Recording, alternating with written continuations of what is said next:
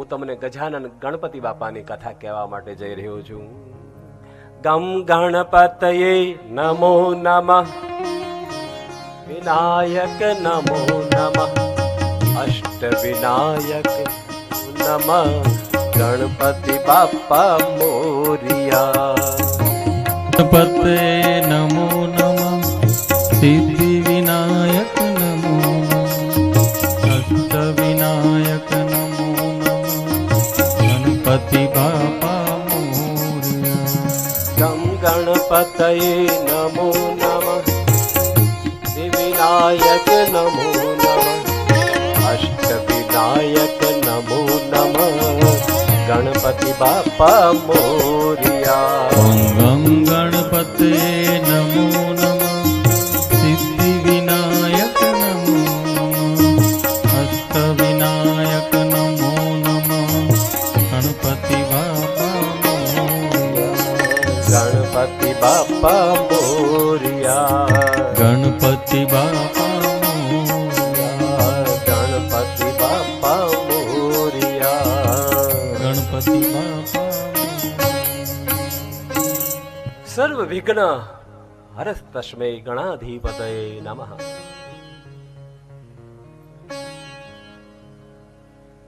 વિઘ્નોનું વિનાશ કરવા વાળું કોઈ તત્વ હોય તો એ ગજાનન ગણપતિ છે.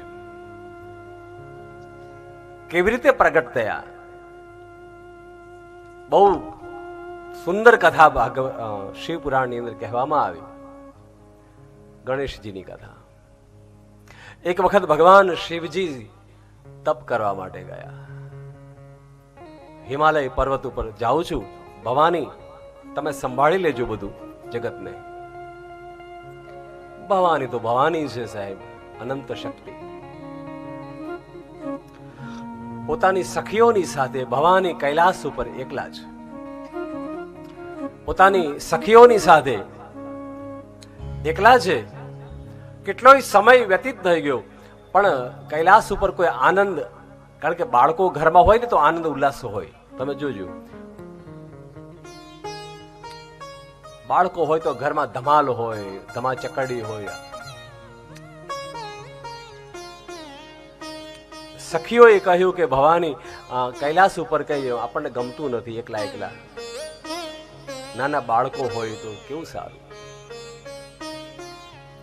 કાર્તિક દેવતાઓનું કામ કરવા માટે ગયા છે. કૌંચ પર્વત ઉપર નિવાસ કરે છે અને તારકાસુર સાથે યુદ્ધ થયું એ આ સમય. કાર્તિક ઘરે નથી એટલે ઘર આખું ઉદાસ ઉદાસ લાગે છે.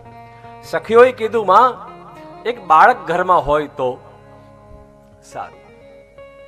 માં ભવાની કીધું, પણ કહ્યું તમારામાં એવી શક્તિ છે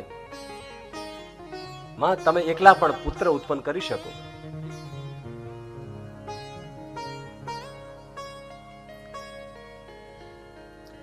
જીવની ઉત્પત્તિ તમારી શક્તિ દ્વારા થઈ શકે છે. તમારે પુરુષની જરૂર નથી. તમારે પુરુષની જરૂર નથી. માએ કહ્યું વાત સાચી છે. અને જીવની ઉત્પત્તિ થઈ શકે માં, તમે ધારો તે કરી શકો.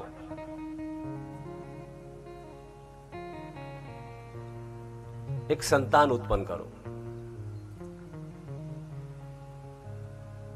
માં ભવાનીએ ખૂબ વિચાર કરી અને સખીઓને કહ્યું, તમે ધીરજ ધારણ કરો.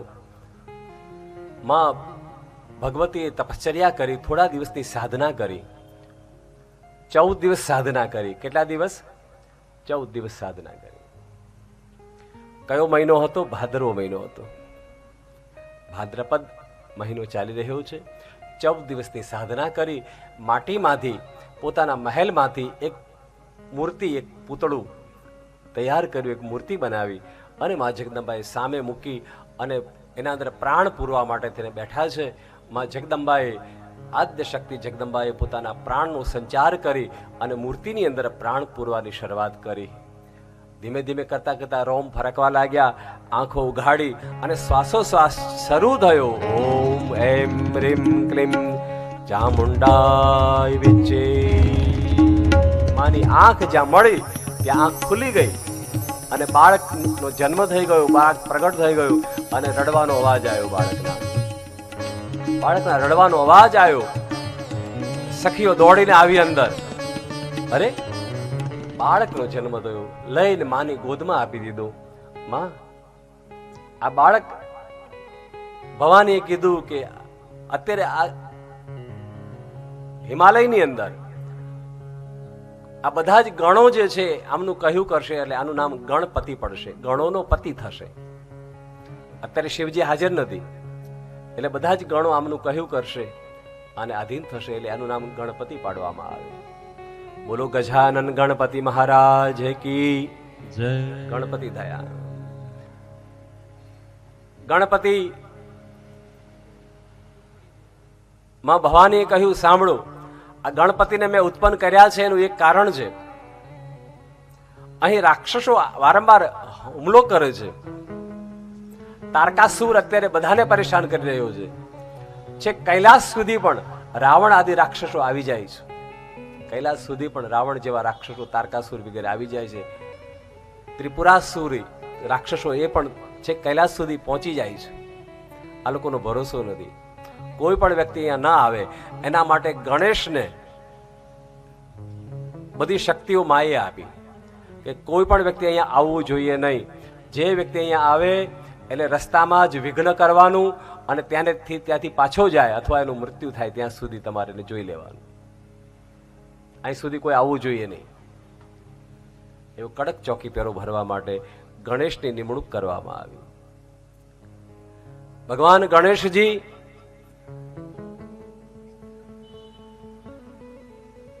ચોકી પહેરો ભરી રહ્યા છે. એમાં એક સમયે ભગવાન શિવજી સમાધિ છોડી અને પાછા આવ્યા છે. આ બધી કહાની તમે જાણો છો, ટૂંકમાં કહું છું.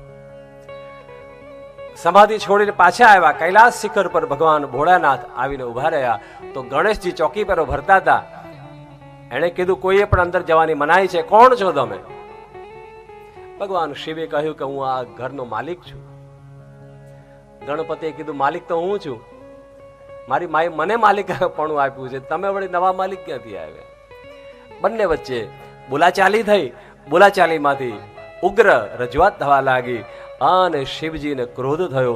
ભગવાન શિવજી ક્રોધિત થઈ અને ત્રિશૂળ લઈ ગણેશના મસ્તકને છેદન કરી નાખ્યું. ગણેશના મસ્તકને જ્યારે છેદન કર્યું ત્યારે માં પાર્વતીને જ્યારે ખબર પડી ત્યારે માં રડતા રડતા આવી અને સાત સખીઓ આદિ બધા રડવા લાગ્યા. કહે, અરે આ તો આપણો દીકરો હતો, પણ હવે થવા કાળ થયું.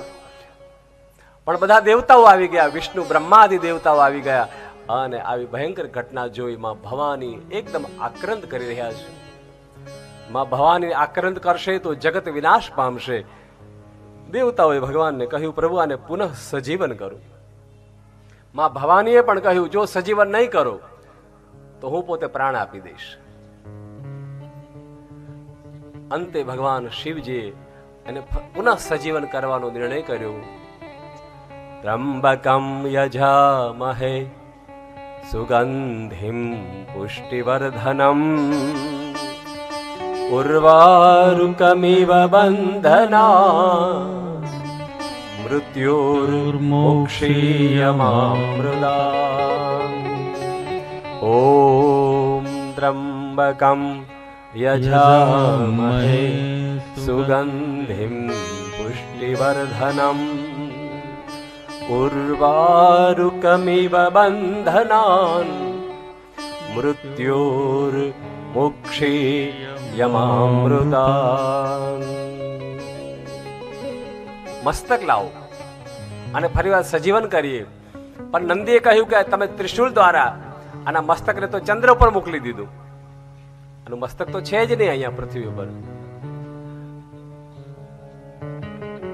ભગવાન શિવજી કહ્યું, રસ્તામાં જે પહેલું પ્રાણી મળે એનું મસ્તક લઈ આવો, માગણી કરો.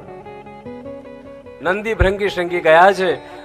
રસ્તામાં પેલા હાથી મળ્યો અને એ હાથીનું મસ્તક માગણી કરી, શિવના પુત્રને સજીવન કરવા છે, તમારું મસ્તક આપો. માગ્યું છે, કાપ્યું નથી, માગીને લાવ્યા છે. વિનંતી કરી તમારું મસ્તક ઉતારીને આવો. હાથીએ પોતાની જાતે મસ્તક ઉતારીને આપ્યું છે. મસ્તક આપવામાં આવ્યું હાથી દ્વારા અને લાવી અને ભગવાન